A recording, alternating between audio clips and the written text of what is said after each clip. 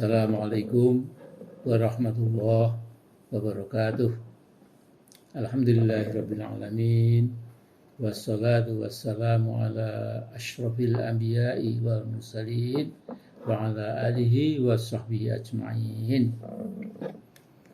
Saudaraku, ini video singkat saya sampaikan untuk keluarga besar Persyarikatan Muhammadiyah dari Sabang sampai Merauke, pendek kata seluruh keluarga besar Muhammadiyah yang hidup di berbagai pulau, ya, yang selalu punya komitmen untuk bersama Muhammadiyah berjuang menegakkan amal soleh sebanyak-banyaknya. Nah, saya akan memulai video ini dengan sedikit menerangkan kredensial saya, ya, dengan satu maksud, ya, bahwa pemahaman saya dan penghayatan saya pada Muhammadiyah itu insya Allah objektif, ya, dan cukup komprehensif. Mengapa? Karena saya dan 5 saudara kandung saya, yang 2 orang sudah menghadap Allah, itu dididik dan dibesarkan di keluarga Muhammadiyah.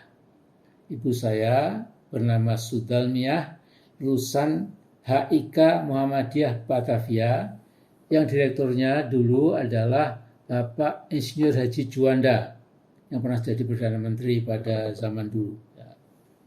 Kemudian ayah saya lulusan Mu'almin Muhammadiyah bernama Syuhud Rais, dan kakek saya Sukiman Wirasudarmo, pendiri Muhammadiyah Gombong, dan waktu itu mantan Kepala Pegadian Batavia.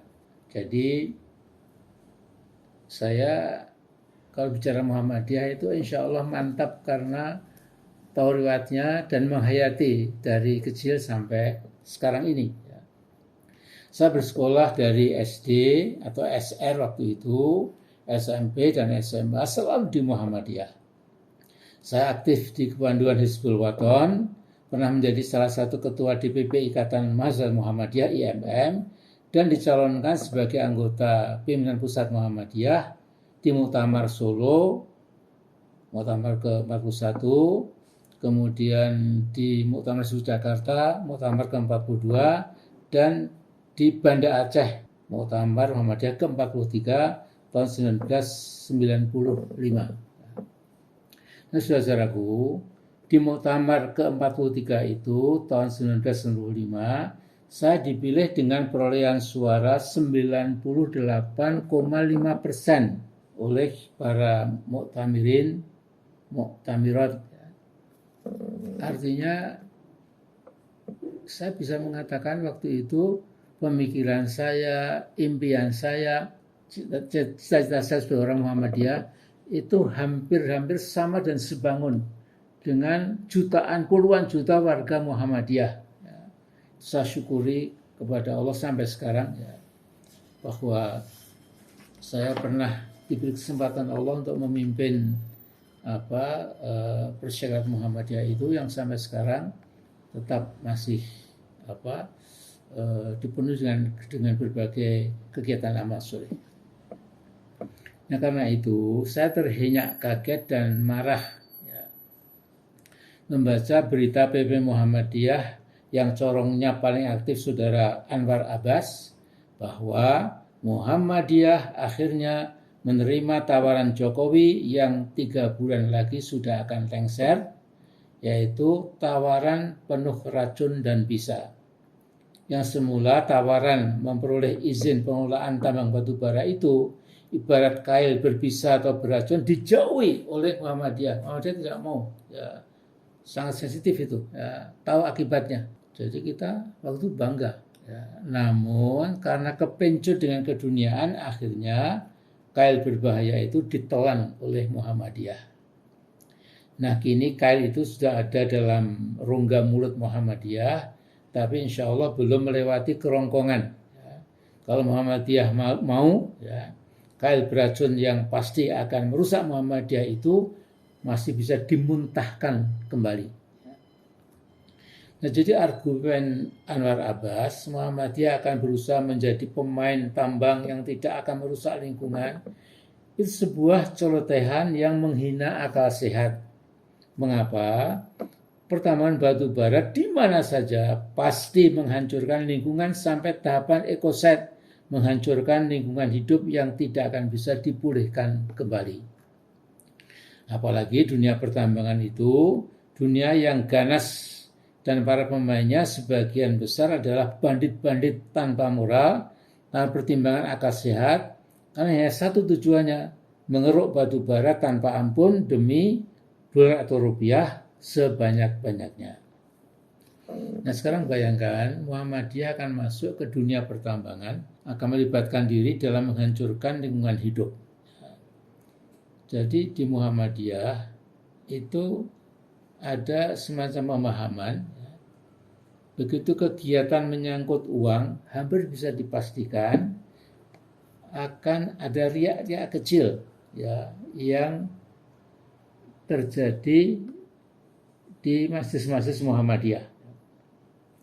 Jadi kalau majelis tabligh, majelis tarjih, majelis wakaf, itu memang adem, ayem, ya, stabil, nggak pernah ada cekcok sedikit pun. Tapi kalau majelis kesehatan yang mengelola sekian puluh rumah sakit besar dan segala macam itu, atau majelis pendidikan yang juga mengelola puluhan universitas, akademi dan lain-lain, biasanya ada riak-riak kecil, ya, terjadi semacam silang sengketa. Karena apa? Menyangkut masalah uang. Nah, jadi saudaraku, ya, ini saya khawatir begitu Muhammadiyah masuk ke dunia pertambangan yang memang bukan habitatnya, pelan tapi pasti akan muncul pertikaian internal, mengguncang stabilitas Muhammadiyah yang pada November nanti sudah berusia 112 tahun. Nah, sekarang mari kita lihat apa rahasia Muhammadiyah sampai berusia 112 tahun dan tetap sehat walafiat. Juga apa rahasia Muhammadiyah begitu kaya raya, merupakan ormas keagamaan terkaya di muka bumi. Jawabannya, karena Muhammadiyah sejak lahir sampai sekarang tanpa henti berkarya, bekerja dengan semangat mujahadah untuk memberikan manfaat bagi umat manusia tanpa pandang perbedaan ras, suku, tradisi, agama, dan lain-lain. Dan itu dijamin oleh Allah SWT dalam firman-Nya di surat Ar-Ra'd ayat 17. Ini saya penggal yang di tengah berbunyi, fa'ammaz zabadu fadhabu jufa'a wa amma ma yanfa'un nasa fayamkuthu fil ard. Adapun buih akan hilang sebagai sesuatu yang tidak ada gunanya, tetapi yang memberikan manfaat bagi manusia akan tetap tinggal di muka bumi. Demikianlah Allah membuat perumpamaan agar manusia mau memikirkannya.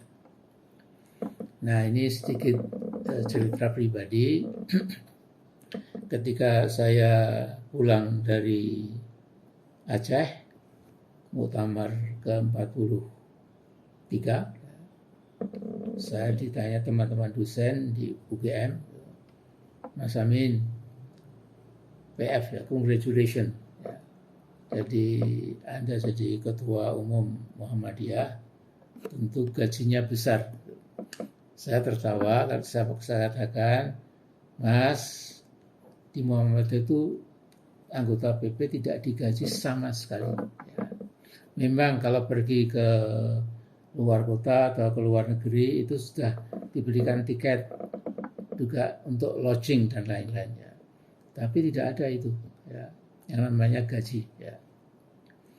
Nah, kemudian malah ada yang tanya, Mas Amin, kapan ya Muhammadiyah itu bubar? Ya. Kemudian saya juga tertawa menjawab pertanyaan yang ya mungkin sambil bergurau ya saya katakan Muhammadiyah insya Allah tidak akan bubar. Karena apa? Karena Allah tidak akan pernah mencabut surat izin tinggal Muhammadiyah di bumi ini ya, selama Muhammadiyah masih memberikan manfaat buat umat manusia. Begitu Muhammadiyah sudah mengalami kacau balau pemikiran, seperti misalnya mulai masuk ke mana?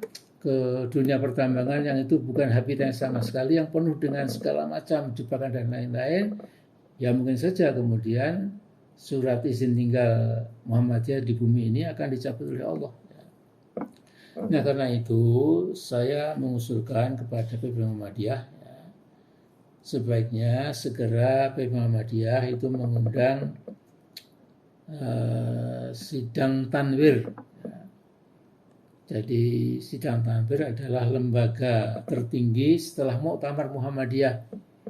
Kalau Muktamar terlalu berat dan mungkin juga waktunya itu tidak bisa pendek.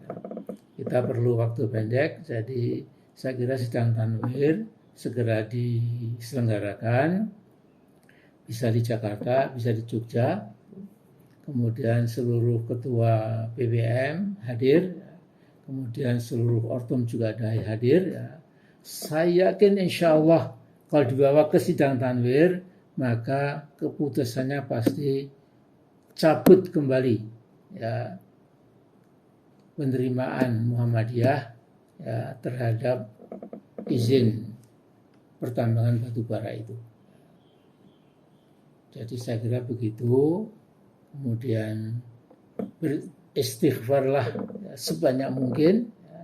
Insya Allah dengan istighfar itu Allah akan menunjukkan jalan yang lebih terang, lebih cerah, lebih jelas membedakan mana yang hak, mana yang batil, mana yang penuh manfaat dan mana yang penuh mudarat. Saya kira itu saja saudaraku yang saya hormati cintai, keluarga besar Muhammadiyah se-Indonesia. Assalamualaikum warahmatullahi wabarakatuh.